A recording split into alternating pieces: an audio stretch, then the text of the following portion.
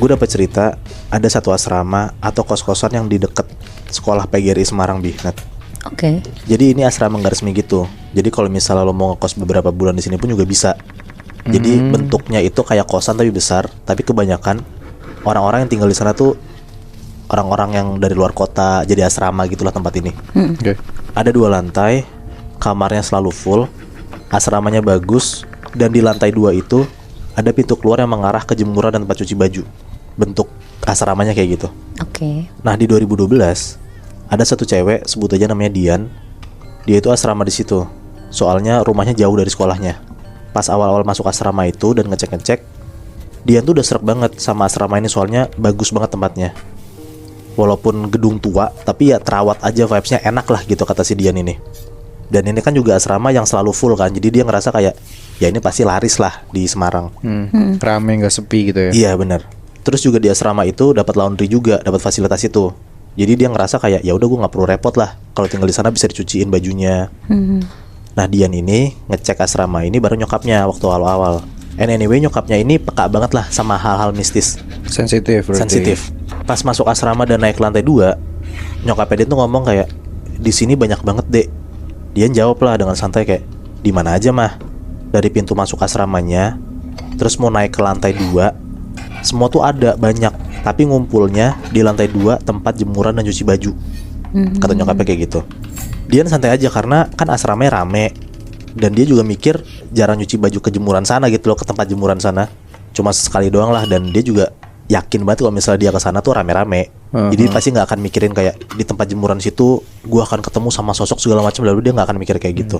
Karena di laundryin juga kan. Iya benar. Jadi kayak nggak usah ke tempat jemuran sendiri gitu maksud lo. Oke. Jadi dia nggak peduliin lah sama hal itu juga, dan dia ngerasa gue tinggal di sini nggak ganggu, jadi santai aja.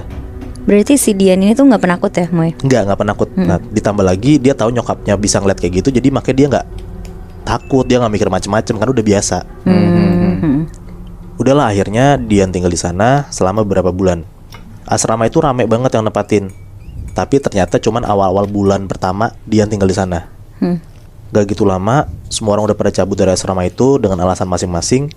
Dan akhirnya di asrama itu, di 2 lantai itu, ditinggalin sama 3 orang doang. Dian tinggal di lantai 1, dan untungnya 2 penghuni lainnya pun juga tinggal di lantai 1. Jadi lantai 2 tuh kosong. Dan ternyata pas banget orang-orang itu keluar dari asrama itu, fasilitas laundry pun juga ditutup sama pengurus asramanya. Jadi anak-anak yang masih tinggal di sana pun mau nggak mau, ya kalau misalnya nggak laundry tempat lain, atau nggak nyuci sendiri di lantai 2 itu. Emang kenapa tutup, Moy? Karena pendapatannya jadi berkurang gitu loh, Nat. Kan banyak orang yang keluar gitu kan. Bener-bener. Jadi fasilitas ditutupin. Jadi nanggung gitu kan. Iya. Nah Dian ini memilih untuk nyuci bajunya sendiri sebagian, dan sisanya ditaruh di laundry. Jadi kayak pakaian dalam dia itu dia nyuci sendiri, Nat. Kalau baju pergi gitu dia laundry di luar. Iya benar. Nah ada di satu waktu Dian habis pulang sekolah tuh, habis ada kelas tambahan. Dia nyampe asrama sekitar jam 5 sore. Dia tuh lupa banget Nat, harus nyuci baju dan angkat jemuran karena baju yang mau dipakai besok itu belum kering. Jadi dia harus nyuci di hari itu juga, di sore itu. Nah ini untuk pertama kalinya si Dian ini nyuci sore-sore dan sendirian. Biasanya dia tuh selalu nyuci pagi-pagi subuh sebelum dia sekolah, atau siang-siang pas weekend. Kan siang pun juga walaupun sendiri gak takut kan, terang gitu. Ini karena urgent, ya makanya dia harus mau gak mau nih nyuci jam 5 sore ini sendirian naik ke atas. Naiklah Dian sendirian dari kamar dia, lantai 1 ke lantai 2. Baru naik tangga, Dian tuh ngerasa kayak bulu kuduknya tuh udah merinding banget. Yang gak bisa dibohongin, dia tuh langsung inget lah omongan nyokapnya pas waktu awal pindah. Oh iya. Ada penunggunya banyak di tangga, di lantai 2, di tempat jemuran. Pas dia lagi jalan naik dan ngelewatin beberapa kamar kosong di lantai 2 itu, dia tuh denger ada kayak suara-suara aneh dari dalam kamarnya. Di lantai 2 itu ada suara kayak barang gerak sendiri, kayak meja didorong. Ada suara kayak gorden gerak sendiri kayak gitu. Pokoknya suara-suara barang bergerak tuh dia denger lah sepanjang dia jalan di koridor lantai 2 itu. Walau dia takut, tapi tetap aja dia ngeberaniin diri buat nyuci, dan dia masuklah ke tempat bagian jemuran itu. Tempat jemur baju dan nyucinya ini kayak balkon ruang terbuka gitu, tapi ada atapnya. Gak kena hujan, gak kena sinar matahari, kebayang kan? Jadi kayak balkon keluar gitu lah. Iya. Nyucilah si Dian ini sendirian di jam 5:30 sore.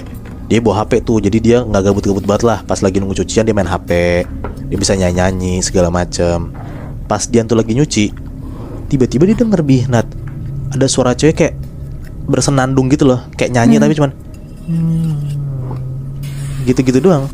Oke. Tapi panjang, suara cewek tuh nggak berhenti-berhenti. Dia tuh denger banget. Di situ dia merinding tuh, mulai merinding.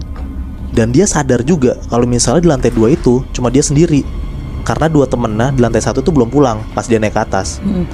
Terus juga dia mikirnya kayak gak mungkin suara tetangga kedengeran karena dia di lantai 2 dan tetangga-tetangga tuh lantai 1 rumahnya. Yang awal suara cewek bersenandung tuh jauh dan tipis, lama-lama dia tuh denger kayak suara ini tuh makin jelas dan makin deket. Makin deket di kuping dia suara senandung gitu. Dengan cucian dan jemuran yang belum beres diurusin sama Dian, dia tuh tetap berusaha nyuci sambil nangis. Dia tuh udah takut banget gitu loh, kok suaranya makin deket suara cewek ini. Kenapa dia gak kabur aja Moy? Karena cuciannya belum beres juga Nat. Kan dia kan urgent kan harus nyuci Dia kan. kan takut banget. Dia tuh udah mikir macem-macem lah. Dia mikir kalau misalnya dia balikin badannya, dia takut tiba-tiba di depan dia tuh ada apa gitu loh. Akhirnya Dian tuh coba ngedistract diri dia dengan cara dia nyanyi sendiri, biar suara cewek senandung tuh gak kedengeran. Dia nyanyi tuh rada kenceng. Dan pas dia nyanyi, tiba-tiba suara cewek senandung itu hilang. Tapi dia tuh denger jelas banget dari kuping kanan dia ada suara cewek ngomong kayak Dian. Aduh. Nempel banget suara di kuping dia Nat. Aduh, gue merinding anjing.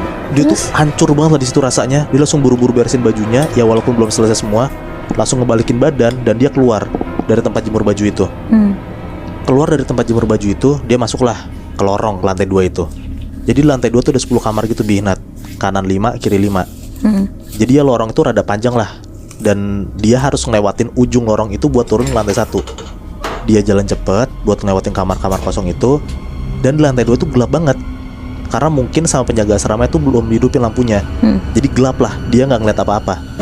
Sambil jalan ngelewatin kamar itu, dia masih aja tuh denger barang-barang yang dalam kamar lantai 2 tuh gerak-gerak sendiri. Tapi dia nyuekin aja, walaupun sebenarnya dia merinding. Nyampe lah dia di ujung lantai 2. Dia harus belok kanan buat turun tangga. Pas dia belok kanan, dia nengok ke bawah, ke arah tangganya. Dia tuh ngeliat jelas banget ada kuntilanak lagi duduk Nat, di tangganya. Tapi dia ngebelakangin. Jadi si Dian tuh cuma bisa ngeliat punggung si cewek ini dari atas. Nah pas dia ngeliat kayak gitu, ya dia kaget lah, refleks. Karena dia lihat ada sosok cewek duduk gitu di tangga kan. Dia teriak tuh kenceng banget lah. Pas Dian teriak, si sosok cewek yang lagi duduk di tangga itu nengok ke belakang, ke arah Dian. Jadi mereka tatap-tatapan gitu loh. Dian bisa ngeliat jelas banget muka cewek ini hancur, bener-bener berdarah-darah dan gak berbentuk, kayak cewek habis kecelakaan gitu loh. Dia langsung takut banget. Dia lari ke belakang. Dan dia tuh lari ngelewatin lorong-lorong itu. Dan kamar-kamar kosong tuh dilewatin semuanya buat ngejauhin tangga itulah. Pas dia lagi lari Nat, dia tuh ngeliat di semua kamar yang kosong itu kanan kirinya dia ada sosok kuntilanak lagi berdiri. Aduh. Bener-bener di tiap kamar ya Moy? Tiap kamar. Jadi dia bisa ngeliat kuntilanak tuh lagi berdiri nempel di jendelanya itu. Jendela-jendela kamarnya. Rame banget dong. Ada lebih dari 10 berarti Nat. Gila. Sosok kuntilanak di lantai 2 itu. Jadi kayak bener-bener persis banget apa yang nyokapnya bilang. Di asrama itu banyak penunggunya. Dan penunggunya itu ngumpul semua di lantai 2. Bener-bener abis kejadian itu, besok siangnya dia langsung nelpon nyokapnya buat pindah dari asrama itu. Dan akhirnya ya dia pindah. Jadi cuma beberapa bulan doang lah dia tinggal di sana. Aduh anjing, berarti emang penunggunya marah ya kalau misalkan dia nyanyi-nyanyi gitu, atau emang iseng doang Moy menurut lo? Sebenarnya menurut gue Dian tuh nyanyi-nyanyi karena dia tuh ngedistract diri dia biar gak kedengeran ada suara gitu lebih. Tapi mungkin bisa jadi ya sosok itu sebel, malah kayak diadu gitu kan. Makanya ditampakin lama, lebih dari 10 masalahnya Nat kuntilanaknya. Dan kayak yang lo bilang, pas dia tuh awalnya orangnya udah cukup gak apa-apa dengan hal kayak gini, ya pas ditampakin jadi takut juga ya. Pastilah, gue juga yakin ini untuk pertama kalinya juga Dian akhirnya ngelihat sosok kayak begitu ya depan mata dia. Tapi dia kan tinggal di situ udah berbulan-bulan ya Moy? Iya. Berarti trigger awal dia ditampakin sosok perempuan ini tuh karena dia nyuci kali ya? Gue kurang paham juga, tapi yang gue pikirin mungkin karena asramanya udah kosong. Udah Karena mulai sepi. asramanya udah kosong, udah sepi, akhirnya keluarlah mungkin sosok-sosoknya. Dan dia kan untuk pertama kalinya nyuci sendiri, maghrib naik ke atas kan. Ya kelihatan lah sosoknya kayak gimana.